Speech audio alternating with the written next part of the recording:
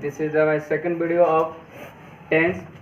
First video I talk about tense and parts of sentence. There are three parts of sentence: present tense, past tense, and future tense. Here talk about kinds of present tense. In the previous chapter we read about present tense, definition of present tense.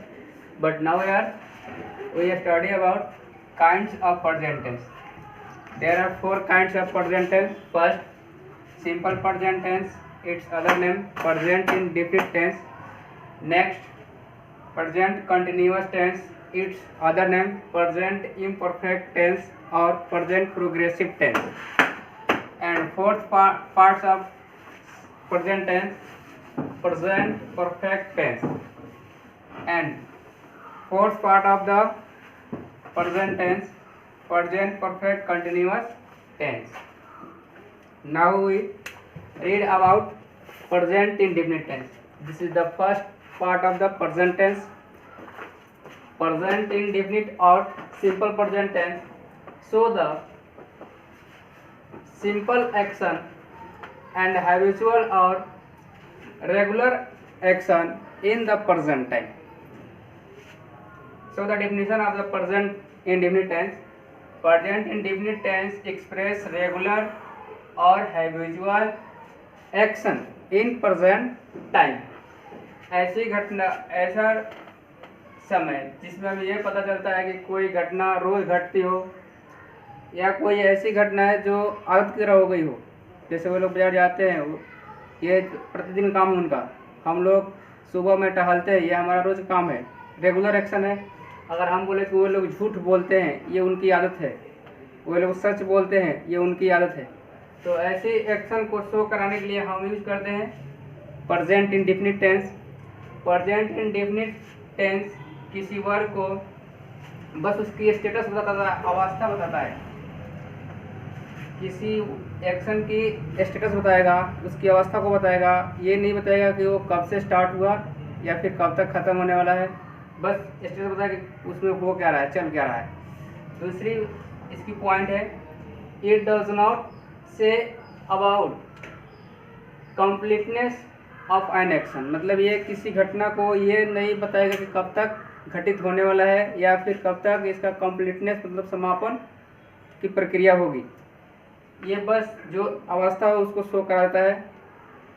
बाकी ये नहीं बताते कब से start हुआ और फिर कब तक ख़त्म होने वाला है। बस एक डेली रूटीन रेगुलरली एक्शन को शो कराता है। आइए देखते हैं, हम इसको बनाने के लिए हम क्या करते हैं, सब्जेक्ट वाले लिखते हैं और सब्जेक्ट का कोडिंग हम मेन वर्ब का V1 और V5 फॉर्म यूज़ करते हैं।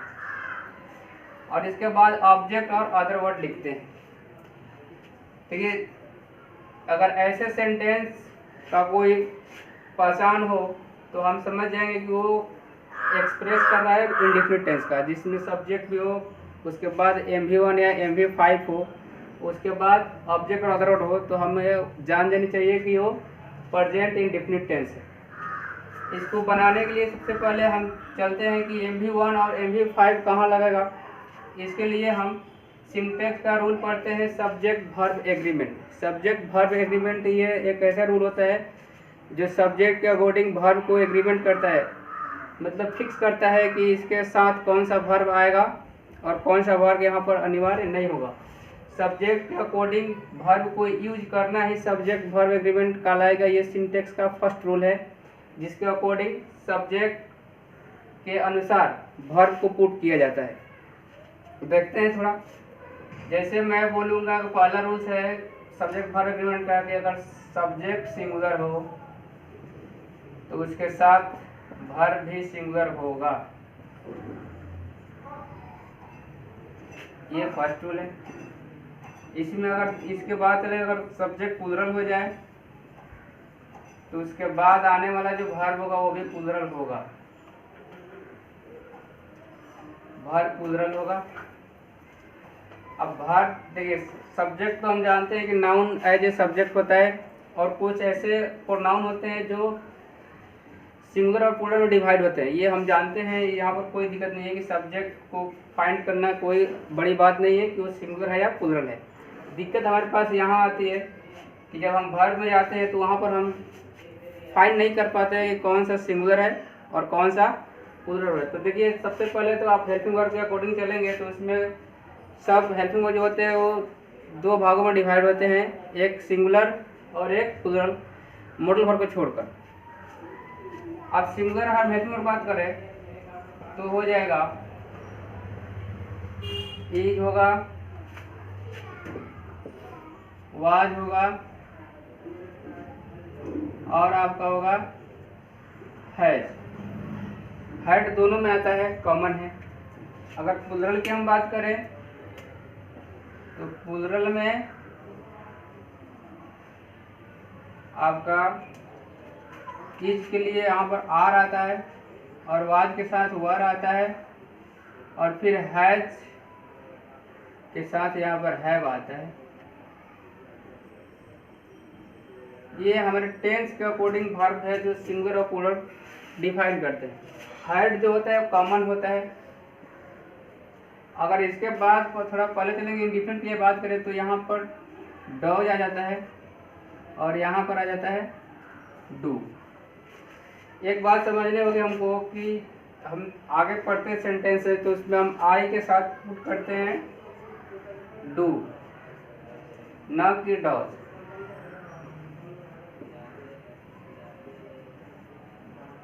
यहाँ पर थोड़ा अच्छा समझेंगे, आई के साथ डू ही लगेगा, डज नहीं लगेगा। देखिए बहुत से ग्रामर कहता है कि फर्स्ट पर्सन के साथ डू लगता है और बाकी और सेकंड पर्सन के साथ भी डू लगता है, बाकी थर्ड पर्सन के साथ डज लगता है। तो ऐसे नहीं होता है। फर्स्ट पर्सन हो चाहे सेकंड पर्सन हो चाहे थर्ड पर्सन हो, वो सब्जेक्ट के पर्सन पे, नंबर पे और उसके जेंडर पे ही डिपेंड करता है आने वाला वर्ब। तो पहली बार पर्सन तो हुआ फर्स्ट पर्सन, लेकिन अगर यहाँ पर फर्स्ट पर्सन के साथ सिंगुलर के साथ अगर इज लग रहा है सबके साथ थर्ड पर्सन के लिए तो यहाँ पर भी इज लगना चाहिए था, लेकिन वहाँ ऐसे नहीं होता है। ऐसा इसलिए नहीं होता है कि आई जो होता है ये एक्सेप्शन होता है, ये रूल को फॉलो नहीं करता है। जैसे हम देख लेते हैं वी के साथ यहाँ पर डू लगता है, वी डू नॉट प्ले, यहाँ पर लगा। अब यहाँ पर हम फिर अब थर्ड पर्सन के लिए चेक करेंगे तो दे के साथ भी डू लगेगा, they do not go to school.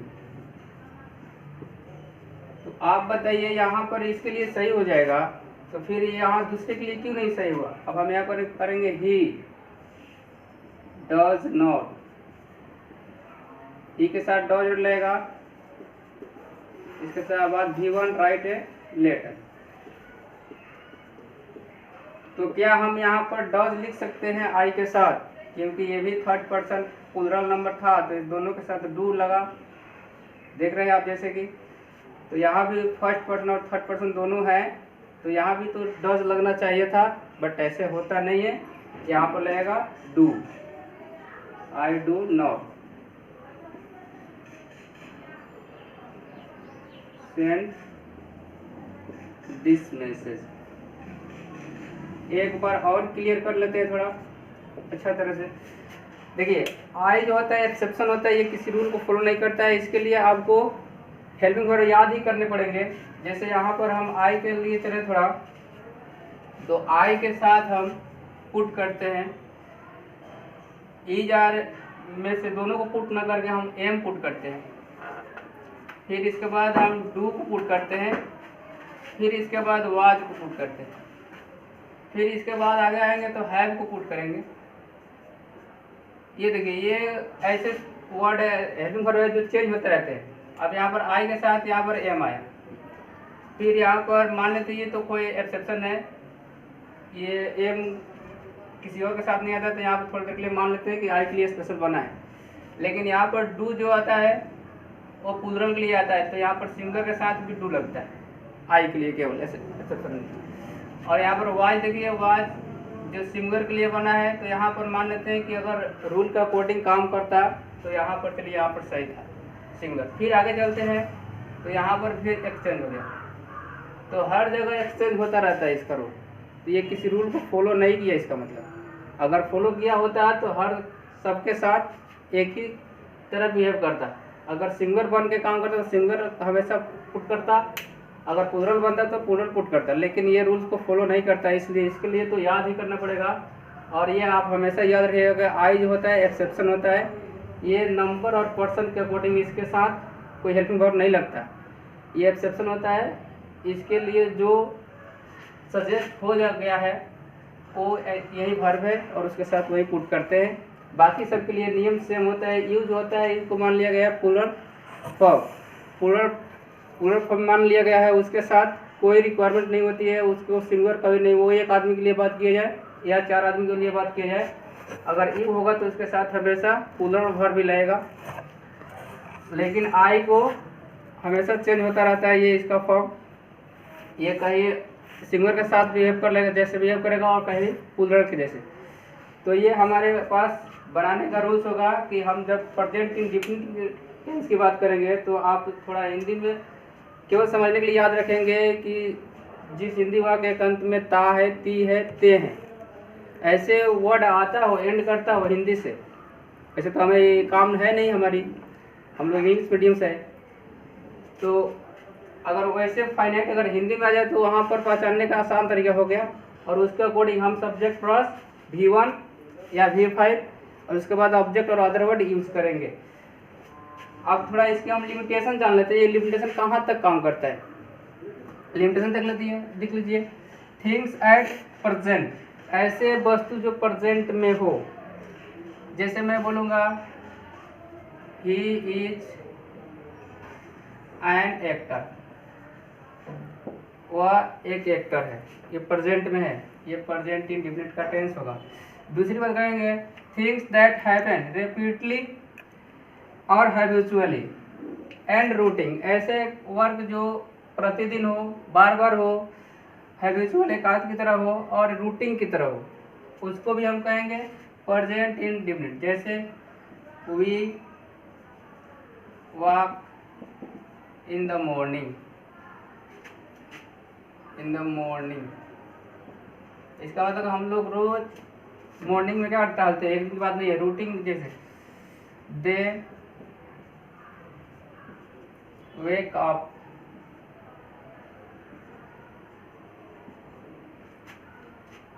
Early morning, वह सुबह प्रातः उठ जाते हैं, ये उनकी हैबिट है। अगर देखिए थोड़ा तीसरे स्टेटमेंट पर चलेंगे, ये फॉलो हो गया, to state a permanent truth और यूनिवर्सल ट्रूथ, ऐसी कुछ सादा सत्य बातें हैं जो कभी बदलती नहीं है, उसके साथ भी हम यूज कर देंगे प्रेजेंट इंडेफिनिट। जैसे हम बोलेंगे the sun rises in the east. अब ये भी बात करेंगे द अर्थ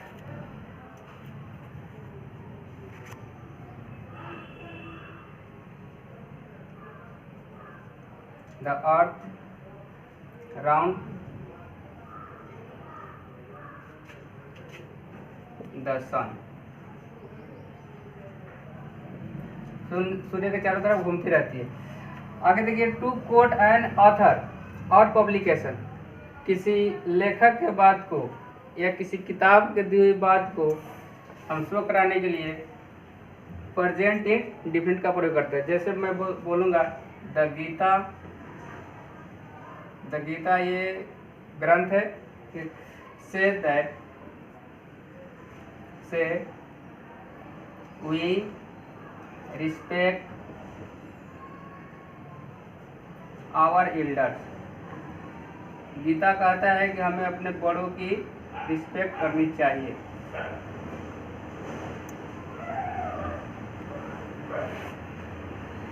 आगे देखते हैं इसका limitation number 5, to make future time difference when the event is part of fix time, ऐसी घटना जो फ्यूचर में ही हो लेकिन उसका फिक्स टाइम हो। जैसे मैं बोलूँगा the Holi fail in, fails करेंगे फेल्स इन मार्च, इसका मतलब ये फिक्स है कि हमेशा मार्च में ही मनाया जाता है।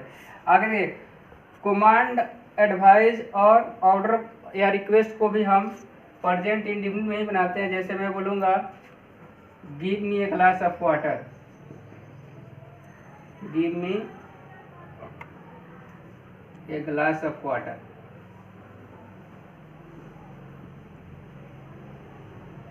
तो ये ऑर्डर है। दूसरी बात करूँगा शूट आउट, ये कमांड है। गेट आउट कमांड है। तो ये सब बोला जाएगा हमेशा प्रेजेंट इंडिफिनिट में ही।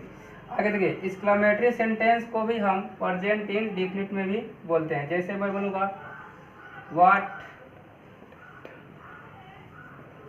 A beautiful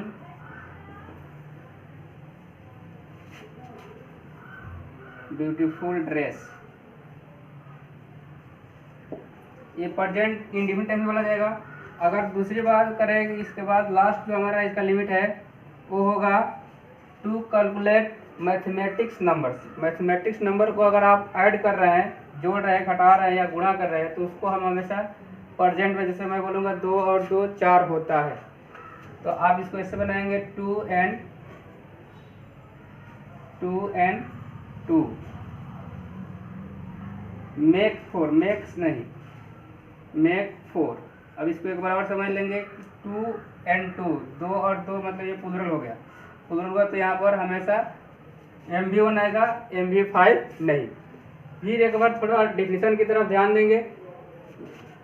present indefinite tense, simple present indefinite tense जिसको दूसरे नाम बोलते हैं, तो ये करता है टेंस एक्सप्रेस रेगुलर और हैबिचुअल एक्शन। ठीक है, इसका मेन काम होता है it's mainly express status and event, केवल ये किसी इवेंट का स्टेटस शो कराएगा और ये कंप्लीटनेस और स्टार्टेज को नहीं शो कराता है। और फिर आप इसके रूल समझ लेंगे आसानी से। सब्जेक्ट प्लस MV1 या MV5 ऑब्जेक्ट और अदर वर्ड के स्ट्रक्चर पर तैयार होता है। हम सिंगुलर वर्ब के साथ MV5 लगाते हैं और प्लूरल वर्ब के साथ MV1। यहाँ पर देख लेंगे आई के साथ MV1 ही लगेगा। ये सिंगुलर है लेकिन एक्सेप्शन होने के कारण अपने नियमों को नहीं मानता है, तो आई के साथ MV1 लगाएंगे। तो देखिएगा structure of simple present tense.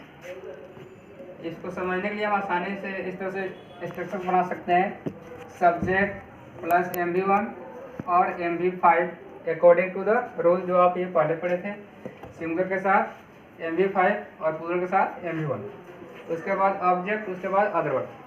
हम सेंटेंस देख लेंगे। जैसे मैं बात करूँगा Ramu, Ramu is the singular number subject, तो रामू के साथ MV1 लगेगा या MV5, तो आप हमेशा चूज करेंगे MV5। तो रामू राइट्स अ लेटर। अगर इसी सेंटेंस को हम किसी प्लूरल के लिए बनाएं, जैसे मैं बात करूंगा दे, तो दे प्लूरल नंबर है सब्जेक्ट और इसके अकॉर्डिंग क्या लगना चाहिए, तो MV1 लगना चाहिए, MV5 नहीं।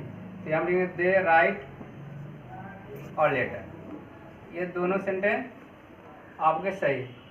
आगे देखिए निगेटिव जो इसका होता है, ये निगेटिव में डू या डॉज हेल्पिंग वर्ब लेता है।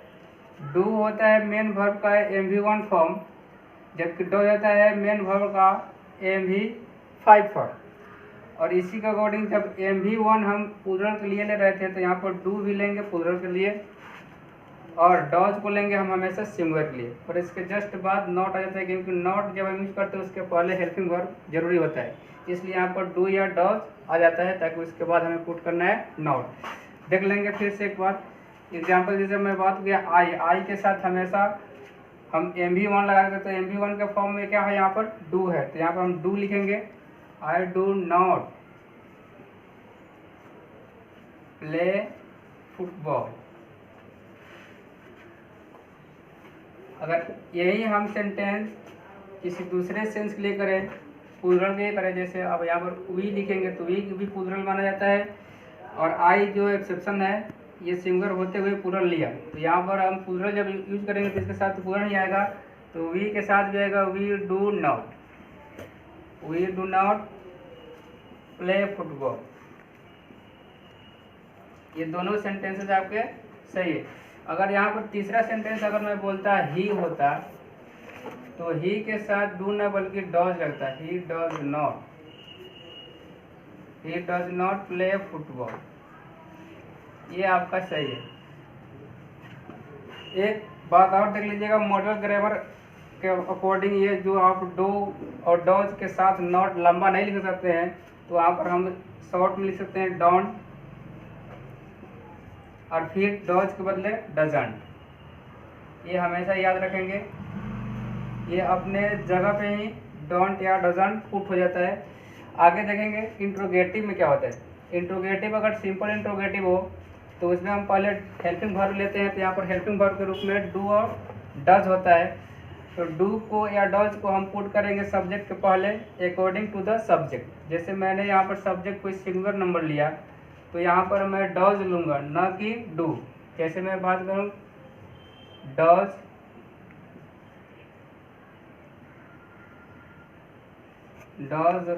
रवि राइट और लेटर। एक बात और समझ लेनी होगी आपको कि जब यहाँ पर हम डज या डू पहले लिए तो यहाँ पर हम MV1 ही लिए हमेशा। क्यों? क्योंकि जो हमारे पास एक ही जगह यूज़ करना था MV1 या MV5, तो हम डू और डज को हम MV1 MV5 के रूप में ही यूज़ करते हैं। तो इसके बाद जो आने वाला मेन वर्ब होगा वो अपना मूल फॉर्म में होगा, यानी MV1 में होगा, MV5 में नहीं। एक बार दूसरा एग्जांपल समझिएगा। अगर इसको हम चाहते हैं कि अगर निगेटिव बनाए तो यहाँ पर हो जाएगा रामू डज रवि, इसके बाद नॉट आ जाएगा। अगर इसको हम बताएं शॉर्ट फॉर्म लिखना चाहें तो डजंट लिख सकते हैं, रवि राइट और लेटर। ये हमारा दोनों सही है। ये शॉर्ट फॉर्म में डजंट पहले ही पुट कर लेंगे, यहाँ पर नॉट नहीं पुट करेंगे, और लॉन्ग फॉर्म में डॉज यहाँ पुट करेंगे और सब्जेक्ट के बाद नॉट पुट करेंगे। यही मेन रूल होता है, लेकिन हम शॉर्ट फॉर्म में यूज़ करने के लिए हम यहाँ पर एक ही साथ डजंट पुट कर लेते हैं। अगर ये प्लूरल के लिए हो तो हम यहाँ पे यही काम डू से करेंगे, डू दे हेल्प मी। अगर निगेटिव सेंस में लिखते हैं, यहाँ पर लिखते तो हम यहाँ पर नॉट लिखते और यहाँ पर लिख देते don't they help me. Question mark हमेशा लगाएंगे इंट्रोगेटिव के साथ। अगर WH इंट्रोगेटिव वर्ड ऐसे होते हैं जो हम आपको पहले पढ़ाए थे। सेंटेंस में दो तरह का सेंटेंस होते हैं इंट्रोगेटिव सेंटेंस, एक यस नो क्वेश्चन और सेकंड होता है WH क्वेश्चन। WH क्वेश्चन वो होता है जो रीजन पूछता है, और यस या नो क्वेश्चन वो पूछता है आपको हाँ या ना में जवाब देना होता है। तो जब रीजन के साथ कोई क्वेश्चन है उसको हम WH वर्ड बोलते हैं। जैसे मैं बात करूँगा why do you read here, यहाँ क्वेश्चन मार्क लगेगा। तो यहाँ पर भी अगर निगेटिव होता और इसको शॉर्ट फॉर्म में लिखना होता तो हम यहाँ पर डू नहीं बल्कि डोंट लिख देते यहाँ पर ही, why don't you read here. अगर सिंगुलर फॉर्म में होता तो इसके बाद हम डॉज लगाते, और प्लूरल फॉर्म में होता है तो हम डू लगाते हैं। ऐसे बहुत सारे वर्ड होते हैं जिससे क्वेश्चन होते हैं, WH से स्टार्ट होंगे और उससे क्वेश्चन किया जाएगा। वहीं हमारे पास क्वेश्चन वर्ड होते हैं और इसी से हम अलग अलग क्वेश्चन बनाते हैं। उम्मीद करता हूँ कि आपको प्रेजेंट इंडेफिनिट पूरी तरह समझ में आया होगा। अगर अच्छी समझ में आई होगी तो इस सभी सेंटेंसों पर असर्टिव, नेगेटिव, इंट्रोगेटिव और WH इंट्रोगेटिव है आपको 5 सेंटेंस बनाकर कमेंट बॉक्स में ज़रूर दिखाएं। धन्यवाद।